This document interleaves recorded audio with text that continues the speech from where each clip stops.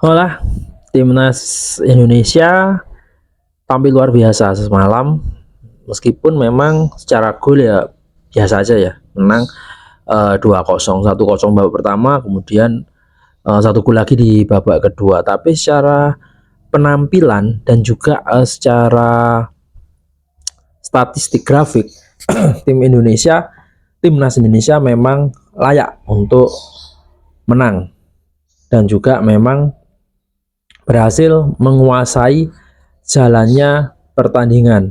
Setidaknya dominasi serangan itu memang ada di Indonesia dengan 19 shot on goal dan bisa dieksekusi menjadi 2 gol. Meningkatnya jumlah shot on goal ini juga menjadi sorotan yang menarik buat saya, karena ini artinya pemain Indonesia sudah menunjukkan kreativitas yang luar biasa di depan gawang Filipina, meskipun memang hasilnya masih belum benar-benar maksimal. Tentu saja banyak faktor yang membuat hasil tidak maksimal, mulai dari si kipernya Filipina yang juga kiper Persib ini bermain dengan bagus, lumayan bagus. Kemudian juga barisan pertahanan Filipina ini juga bermain sangat ketat, bukan parkir bus lagi, mungkin sudah parkir bendungan di sana. Kemudian juga ada faktor keberuntungan juga yang mempengaruhi. Untuk gol pertama dicetak oleh Tom Haye, ini juga gol yang keren menurut saya ya sih. Memang di sini adalah peran besar dari Tom Haye dengan mencetak gol dari luar kotak penalti melalui tendangan roket yang sangat terarah dan sulit dijangkau oleh kiper Filipina. Tapi jangan lupa ada juga peran para pemain lain untuk memecah pertahanan Filipina sehingga membuat Tom Haye punya ruang tembak yang begitu luas dan begitu nyaman. Kita bisa melihat bagaimana Ragnar Oratmangun dan juga Rafael Strike memecah pertahanan Filipina dengan berlari ke kiri dan ke kanan, sehingga Tom Haye ini punya ruang tembak yang begitu luas dan nyaman, karena para pemain belakang Filipina menduga bahwa Tom Haye yang seorang playmaker akan menyodorkan bola kepada dua striker yang memang sudah bersiap di depan dia di sisi kiri dan kanan. Namun dugaannya salah, justru si Tom Haye langsung mengeksekusi dengan kencang bola tersebut. Kemudian gol di babak kedua yang diciptakan oleh Rizky Ridho juga merupakan gol yang cantik menurut saya, dimana eksekusi bola mati dari Nathan Choaon, tendangannya melengkung dan bisa dimanfaatkan dengan baik oleh Rizky Ridho dengan sebuah tandukan yang tajam menghujam ke gawang Filipina, sehingga memang ya semalam Indonesia bermain nyaris sempurna. Kenapa saya bilang nyaris? Karena ada juga beberapa kesalahan kecil mungkin yang perlu kita berikan perhatian, khususnya ada di kiper Hernando Ari yang tampak masih belum bisa bangkit dari apa yang terjadi pada laga sebelumnya ketika melawan Irak, karena Hernando Ari hampir saja melakukan beberapa kesalahan yang bisa saja berbuah fatal. Namun hal ini bisa tercover oleh para pemain kita, khususnya pemain belakang, ada J.I.Z, Justin Hubner dan juga Rizky Ridho.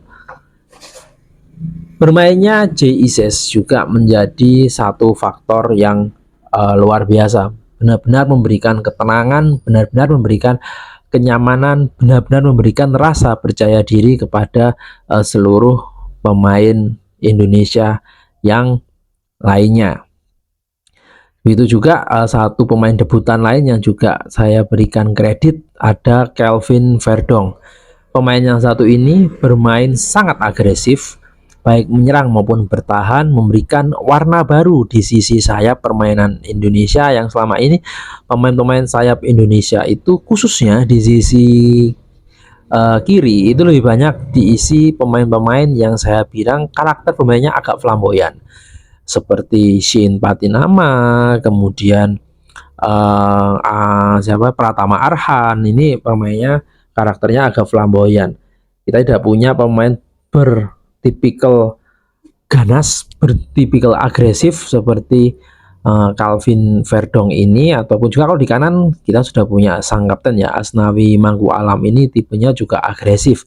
Hanya Verdong ini dia lebih agresif untuk menyerang dan berani untuk melepaskan umpan-umpan crossing yang mampu membantu untuk pemain depan mendapatkan peluang dan juga kesempatan mencetak gol. Sekilas melihat permainan Calvin Verdong ini justru mengingatkan saya kepada seorang Aji Santoso di masa jayanya ketika sebagai pemain dan juga kapten dari timnas Indonesia. Seorang Aji Santoso ini kita kenal sebagai pemain yang cerdas, pemain yang gesit, pemain yang agresif dalam bertahan dan menyerang, dan pemain yang rajin juga mengirimkan umpan silang, pemain yang mampu dan juga tahu kapan dia harus muncul sebagai seorang penyerang. Kalau ketika penyerangnya sedang buntu, dia tahu kapan dia harus muncul untuk membantu lini depan. Ini yang juga yang saya lihat dari Verdong, sehingga ini memang memberikan warna baru dalam sisi kiri permainan timnas kita yang biasa menggunakan fullback, baik itu dalam formasi 5-3-2 atau juga 3-4-3 seperti yang semalam digunakan oleh pelatih Sintayong. Nah, tentu saja ini menjadi catatan manis bagi timnas, menjadi sejarah baru bagi timnas, karena kita mampu lolos ke babak ketiga kualifikasi Piala Dunia, sehingga memang kurang 1 atau 2 langkah lagi kalau kita mau niat untuk lolos ke Piala Dunia. Hanya saja memang tantangannya tentu menjadi lebih berat karena kita akan bertemu dengan 17 tim kuat dari negara-negara di Asia yang akan memperebutkan 6 sampai 8 tiket untuk lolos ke Piala Dunia berikutnya. Tentu saja banyak sekali catatan, khususnya ketika kemarin melawan Irak itu masih banyak catatan kalau kita memang mau berniat masih lolos ke Piala Dunia. Hanya saja satu tiket kunci untuk kita lolos ke Piala Asia berikutnya sudah terkunci. Ini juga menjadi catatan bahwa Indonesia pertama kali lolos tanpa harus melewati kualifikasi yang berbelit untuk menuju Piala Asia. Ya, semoga saja memang kita punya pemain yang bagus, kemudian liga kita juga bisa meningkat terus kualitasnya, bukan hanya timnas tapi liga kita, karena perlu diingat meskipun timnas kita sekarang disegani di level Asia Tenggara, bahkan juga Asia mulai disegani, tapi liga kita, Liga 1 dan turunannya ini masih banyak catatan, masih kalau saya tidak salah ingat masih sekitar peringkat 5 atau 6 untuk Asia Tenggara dan peringkat belasan lah untuk level Asia, sehingga ini yang perlu kita tingkatkan lagi, karena bagaimanapun dengan kualitas liga yang baik seharusnya kita juga akan bisa memiliki timnas yang baik. Oke, sampai jumpa lagi. Salam olahraga.